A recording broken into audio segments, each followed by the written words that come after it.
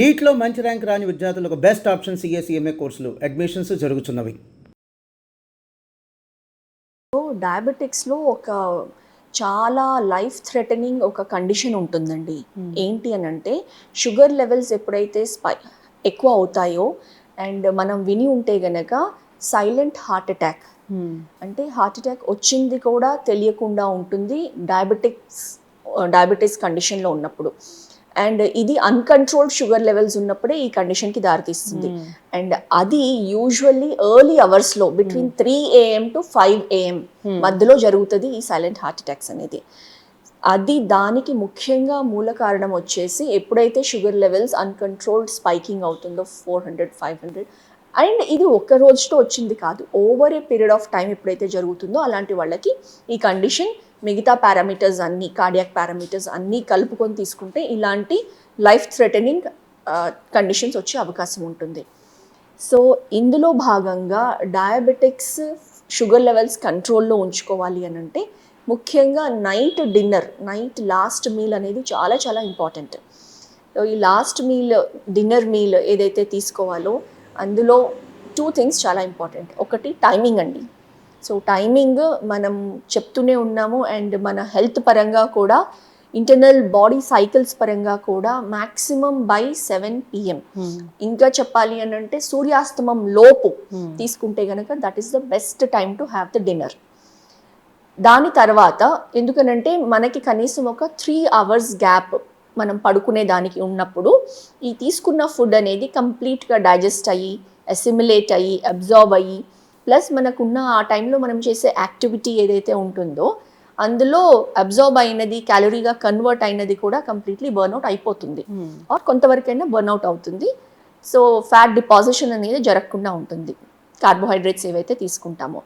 అలా లేకుండా dinner time delay అయిందనుకోండి, మనం తిన్న తర్వాత ఆటోమేటిక్గా తిన్న ఆహారము అలానే ఫ్యాట్ డిపాజిషన్ అనేది జరుగుతుంది, యాక్టివిటీ అనేది ఉండదు, క్యాలరీ బర్నింగ్ ఉండదు. కాబట్టి టైం ఇంపార్టెంట్.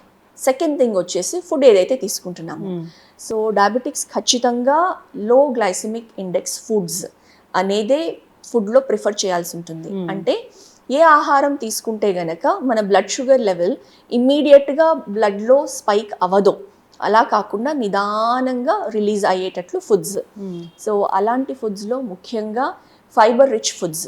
అందు గురించి డిన్నర్లో మనం ఒక ప్లేట్ తీసుకుంటే గనక అందులో 50% మనం తినే ఆహారంలో రా సలాడ్ పెట్టుకోవడం చాలా ఇంపార్టెంట్. క్యారెట్, కీరా, బీట్రూట్, తర్వాత క్యాబేజ్ కానివ్వండి, టొమాటోస్, ఆనియన్స్, ఇంకా బ్రాకలీ, లెట్యూస్, మన ఇష్టం ఏమైనా కానివ్వండి. ఈవెన్ లేత సొరకాయ, లేత బీరకాయ, లేత దొండకాయలు ఇవన్నీ కూడా మనం ఇంక్లూడ్ చేసుకోవచ్చు. మనం దాన్ని టర్న్స్ తీసుకుంటూ ఇవాళ ఒక 2-3 వెరైటీస్ తిన్నాము, రేపు ఇంకొక 2-3 వెరైటీస్ తింటాము. ఈ రకంగా తీసుకుంటే అందులో ఉన్న న్యూట్రియంట్స్ అన్నీ కూడా మనకి లభిస్తాయి. సో 50% మన ప్లేట్లో ఫస్ట్ రా సలాడ్స్ పెట్టుకున్న తర్వాత మిగతా 50%లో మోర్ ప్రిఫరబుల్ ఏంటి అని అంటే సూప్స్ కానివ్వండి, అంటే vegetable soup. So mixed vegetable soup అవ్వచ్చు, లేకపోతే పాలక్ సూప్ అవ్వచ్చు, లేకపోతే ఎల్లో పంప్కిన్ గుమ్మడికాయ సూప్ చాలా బాగా ఉంటుంది. థిక్ సూప్ మనం తీసుకుంటే కనుక బాగా ఫిల్లింగ్గా ఉంటుంది, మనకు అది హై క్యాలరీ కాకుండా న్యూట్రియంట్స్ లభిస్తాయి, లో గ్లైసెమిక్ ఇండెక్స్, వెజిటబుల్ బేస్డ్ కాబట్టి ఉంటుందన్నమాట. అది ఒక ఆప్షన్. రెండవ ఆప్షన్ వచ్చేసి మనకి మిల్లెట్ రవ్వ, జొన్న రవ్వ కానివ్వండి, సజ్జ రవ్వ కానివ్వండి. ఇప్పుడు చలికాలంలో సజ్జలు ఎక్కువ యూస్ చేస్తే చాలా మంచిదన్నమాట, బాజ్రా. సో సజ్జ రవ్వ కానివ్వండి, జొన్న రవ్వ కానివ్వండి, మిక్స్డ్ మిల్లెట్ రవ్వ కానివ్వండి, ఉప్మా లాగా చేసుకొని ఒకవేళ సాలెడ్ సెపరేట్గా కాకుండా అలాంటి ఉప్మాస్ తీసుకుంటే గనక ఈ కూరగాయలన్నీ అందులో వేసేసి ఆయిల్ లేకుండా ఉడకపెట్టేసి జస్ట్ బాయిల్డ్ ఉప్మా లాగా మనం తీసుకుంటే ఇంకా అది కూడా మంచి ఆప్షన్ అన్నమాట. లేదు మనము జొన్న రొట్టె, ఈ మిల్లెట్స్తో తయారు చేసిన జొన్న రొట్టెలు లేదా సజ్జ రొట్టెలు లేకపోతే రాగి రొట్టెలు, ఇలా మనం డిఫరెంట్ ఒక్కొక్క రోజు ఒక్కొక్క వెరైటీ తీసుకోవచ్చు, లేకపోతే ఒకటే ఏది మనకి అందుబాటులో ఉంటుంది అలాంటిది మిల్లెట్ బేస్ తీసుకుంటే కనుక మిల్లెట్స్లో గ్లైసెమిక్ ఇండెక్స్ అనేది చాలా లో ఉంటుంది. సో షుగర్ లెవెల్స్ అనేది పెరగకుండా ఉంటుంది. ఖచ్చితంగా ఈ డయాబెటీస్ ఉన్న వాళ్ళు మిల్లెట్స్ తీసుకోవాలి అని చెప్తూ ఉంటారు. డయాబెటిక్స్కి అది మంచి ఫుడ్ అని కూడా చాలా మంచి ఫుడ్. ఇందులోనే భాగంగా కావాలి అంటే వేరే మిల్లెట్స్ అన్నం లాగా లైక్ కొర్రలన్నము, లేకపోతే అండు కొర్రల అన్నము, లేకపోతే లిటిల్ మిల్లెట్, సామలు, అరికెలు, ఇవన్నీ కూడా మనం ఇంక్లూడ్ చేసుకోవచ్చు. ఒక 1 వీక్ 1 వెరైటీ కింద మనం తీసుకుంటూ వెళ్ళొచ్చు అనమాట. సో దీంతో చాలా బాగా షుగర్ లెవెల్స్ అనేది కంట్రోల్ అవుతాయి. సో ఎర్లీ డిన్నర్ చేసిన తర్వాత ఒక 2 hours గ్యాప్ ఇచ్చిన తర్వాత ఒక ½ an hour వాకింగ్కి కూడా వెళ్ళామనుకోండి, సో ఇంకా చాలా బాగా ఉంటుంది. క్యాలరీస్ బర్న్ అవుతాయి, రిఫ్రెషింగ్గా ఉంటుంది. అండ్ దెన్ అది అయిన తర్వాత ఒక 1 hour తర్వాత బాడీ కొంచెం ఫిజికల్ ఎక్సర్సైజ్ ఉంటుంది, బ్లడ్ సర్క్యులేషన్ బాగా ఇంప్రూవ్ అవుతుంది, కొంచెం అలసట వస్తుంది, సో నిద్ర కూడా బాగా పడుతుంది. సో ఈ ప్రాక్టీస్ చేస్తే గనక ఎస్పెషల్లీ డయాబెటిక్స్కి బెస్ట్ ప్రాక్టీసెస్ అని చెప్పచ్చండి. నిద్ర అనేది ఎన్ని గంటల నిద్ర ఖచ్చితంగా అవసరం? అంటే నార్మల్గా మనకి 8 hours ఆఫ్ స్లీప్ అని చెప్తూ ఉంటారు మనకైతే, వాళ్ళకి ఎన్ని అవర్స్ ఆఫ్ స్లీప్ అనేది ఖచ్చితంగా అవసరం? నిద్ర కూడా నండి ఖచ్చితంగా 8 hours అని స్లీప్ చెప్తాము.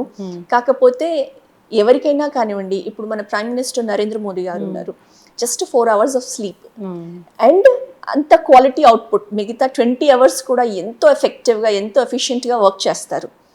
సో నిద్ర అనేది మనము anything between 4 hours to 8 hours, కొంతమందికి ఇంకా ఎక్కువ కూడా అవసరం కావచ్చు. కాబట్టి మన క్రైటీరియా ఏంటి అని అంటే, పొద్దున్న లేచిన తర్వాత నాకు ఇంకా కొంచెం సేపు పడుకోవాలని ఉంది అన్న పాయింట్ లేకుండా మనంతటి మనమే మెలకువ రావాలి, లేచిన వెంటనే ఫ్రెష్గా ఫీల్ అవ్వాలి, వెంటనే వర్క్లోకి వెళ్ళాలనిపించాలి. ఆ కండిషన్ ఉండి 4 hours పడుకున్నా కానీ ఓకే, 6 hours పడుకున్నా ఓకే, 8 hours పడుకున్నా okay. And through out the day మనం చేసే యాక్టివిటీని బట్టి కూడా నిద్ర అవసరం పడుతుంది. ఫర్ ఎగ్జాంపుల్ ఆ రోజు మనం బాగా ఫిజికల్గా యాక్టివ్గా ఉన్నాం అనుకోండి, లేకపోతే ఎక్కడైనా ట్రెక్కింగ్కి వెళ్ళాము, ఎక్కువ దూరం నడవాల్సి వచ్చింది, అలాంటి వాళ్ళకి మేబీ ఆ రోజు ఇంకొక 1-2 hours ఎక్స్ట్రా అవసరం ఉండొచ్చు. ఎవరైతే జస్ట్ నార్మల్ సిట్టింగ్ సెడెంటరీ వర్క్లో ఉన్నారు, లేకపోతే సిస్టమ్ ముందు ఎక్కువ సాఫ్ట్వేర్ ప్రొఫెషనల్స్ వర్క్ చేస్తారు, అలాంటి వాళ్ళకి ఐ స్ట్రెయిన్ ఎక్కువ ఉంటుంది. సో వాళ్ళు కూడా ఎవరి బాడీని వాళ్ళు అబ్జర్వ్ చేసుకుంటూ, నాకు ఈ టైం పడుకొని ఈ టైంకి లేస్తే నాకు సరిపోతుంది, లేదా ఇది సరిపోవడం లేదు, మేబీ నాకు ఇంకొంచెం ఎక్కువ కావాలి అని ఒకటి అది మనకి మనమే అబ్జర్వ్ చేసుకొని anything between 4 to 8 hours ideal sleep. Sadhguru గారు కూడా ఇలాంటి వాళ్ళు డయట్ ని బట్టి కూడా నిద్ర డీప్ స్లీప్ అనేది ఖచ్చితంగా డీప్ స్లీప్ అనేది డీప్ స్లీప్ ఫ్యూ అవర్స్ చేసినా కానివ్వండి సరిపోతుంది. అండ్ చాలా యాక్టివ్ గా డే అంతా ఉందనుకోండి, ఈవెన్ ఒక 15 minutes power nap in the afternoon తీసుకున్నా కానివ్వండి, బాడీ రిఫ్రెష్ అండ్ రీఛార్జ్ అవుతుంది. ఓకే. మిల్క్ తీసుకోవచ్చా వీళ్ళు నైట్? తీసుకోవచ్చా అని అంటే అవసరమైతే లేదండి మిల్క్. బికాజ్ మిల్క్ ఎవరికైతే నిద్ర లేమి సమస్య, ఇన్సామ్నియాతో బాధపడే వాళ్ళు definitely warm milk with turmeric, పసుపు వేసుకొని తీసుకుంటే అది కొంచెం మెలటోనిన్ ప్రొడ్యూస్ చేస్తుంది, స్లీప్ ఇండ్యూసింగ్ హార్మోన్, కాబట్టి అలా తీసుకోవచ్చు అనమాట. లేకపోతే యాజ్ ఎ మెడిసిన్ కొంచెం వార్మ్ మిల్క్లో మన పసుపుతో పాటు కొంచెం దాల్చిన చెక్క పొడి కూడా యాడ్ చేసుకొని, కొంచెం కావాలనంటే డయాబెటిక్స్ అయితే తేనె డెఫినెట్లీ అవాయిడ్ చేయాలి, ఈ రెండు మిక్స్ చేసుకొని కూడా తీసుకుంటే గుడ్ ఫర్ హెల్త్. కాకపోతే నాట్ రియల్లీ ఎసెన్షియల్ అనమాట.